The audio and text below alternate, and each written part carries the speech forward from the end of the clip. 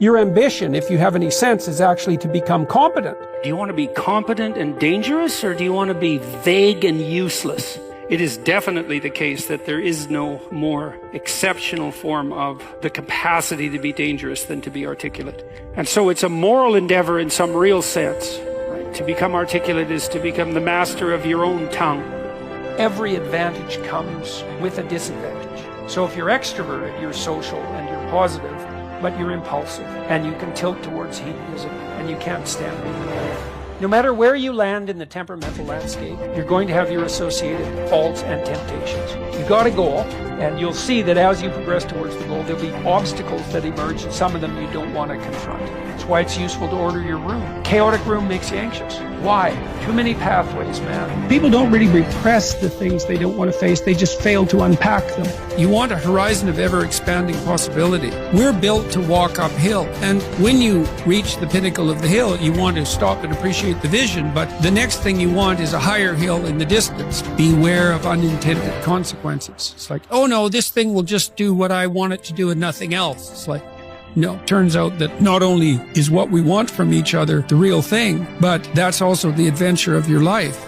And so if you aren't truthful, and that means, unfortunately, especially at the beginning, when you start to be truthful, it means deeply coming to terms with your inadequacies in humility. So it's very painful. Without that, you don't have the adventure of your life. You have the role that you've acquiesced to. And that'll take all the meaning out of your life. It's good for you to go take your place in the world. Have some ambition, have a vision, have a goal, have a strategy. Try to be a good person, not because it's your duty precisely, because that's the proper way to live. You sit on the bed and say, okay, man, I'm ready to learn something. What's one thing I'm doing wrong that I know I'm doing wrong that I could fix? You meditate on that, you'll get an answer. You grow in proportion to the weight you take on voluntarily. And it's also true that we have no idea what the upper limit to that is. It's one thing if you're sad because you've lost people. It's another thing if you're blaming yourself because you believe, and maybe with some cause, that you've made a mistake. Often people don't know what to do about the fact that they've made a mistake. Some of the people who are watching and listening will have made mistakes, and some of them are hanging themselves out to dry because of it, especially if you make mistakes that have had fairly dramatic consequences, because there's not much difference between forgiving other people and forgiving yourself. You can't just do that by saying that you're going to do it. What you want to do to set things right, which is to atone, is to lay out what you've done that you think was wrong. Provide yourself with the best possible defense. So, there's a reason in our legal system that we start with the presumption of innocence. But you've got to do that with yourself. So imagine you're taking yourself to task because you did some things wrong. It's like, okay, list them out in your imagination or write it down. But then you got to defend yourself as thoroughly as you possibly can, which doesn't mean you're trying to get yourself off the hook. It means that you're trying not to take yourself apart more than is necessary. And then you might ask, well, if I've done something terrible, maybe what's necessary is that I commit suicide, is that I pay the ultimate price for my sins. And people will do that when they're depressed. And that's not right, because actually what you want to do to atone is to set yourself back on the right track. So the precondition for forgiving yourself is, first of all, to sort out whether or not you're accusing yourself too viciously. Then let's assume that there's some evidence, compelling evidence, that you did do something wrong.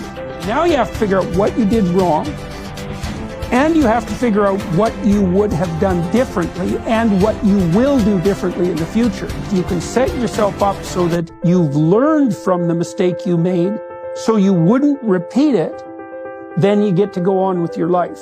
The devil in your mind that's still accusing you might say, well, what you did is so terrible that you should never be let off the hook. If that's the criteria that you use for judgment, then everyone's doomed, because everyone makes mistakes in their lives. And I would say probably everybody makes unforgivable mistakes. And so if we're going to take ourselves apart about that permanently, then we're all ruined. Small things are not small. You might have the cognitive appraisal that doing something local, like cleaning up your room, is small, but it's not obvious at all that that's the case. It's not that trivial to put your immediate surroundings in order.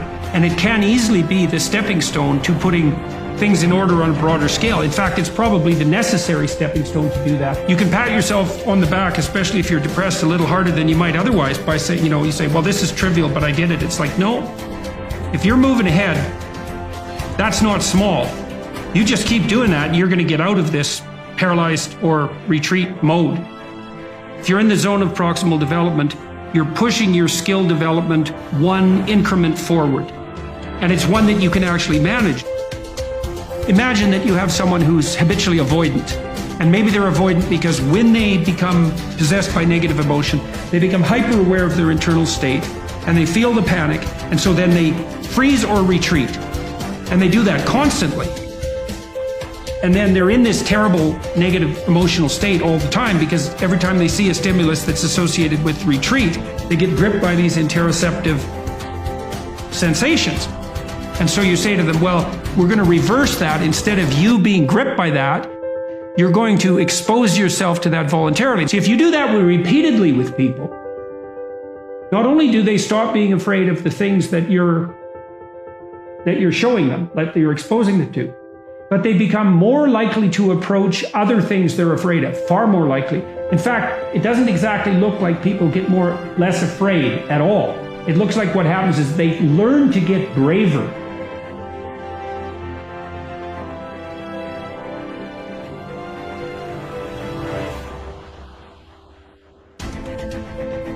Part of spiritual development is to recognize the satanic tendencies that characterize you and to fully wrestle with them and to integrate them. That's the thing. It's not so much to cast them away, it's to transmute them.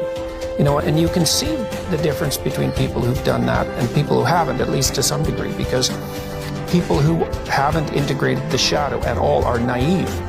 And you can tell that when you look at them, and you can tell that when you talk to them. And because they're naive, they're often resentful as well because they get taken advantage of.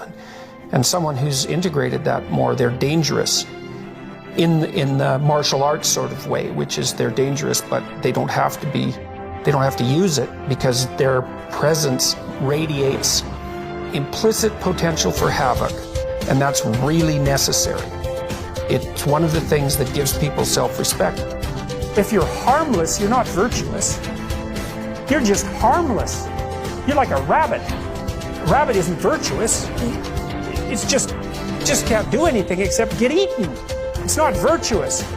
If you're a monster and you don't act monstrously, then you're virtuous. But you also have to be a monster. Well, you see this all the time. Harry Potter's like that too. It's like he's flawed, he's hurt, he's got evil in him. He can talk to snakes, man. He breaks rules all the time. All the time. He's not obedient at all. But, he has a good reason for breaking the rules. And if he couldn't break the rules, him and his little clique of rule-breaking, troublemakers, if they didn't break the rules, they wouldn't attain the highest goal. So it's very peculiar, but it's a very, very, very, very common mythological notion. The hero has to be. And so then you get to be something and regain that potential at the same time. Very, very smart. Well, he was very, very smart. So that's very wise thing to know. So, yep. Sacrifice. You get to pick your damn sacrifice. That's all. You don't get to not make one. You're sacrificial whether you want to be or not. That's a good thing to know as well.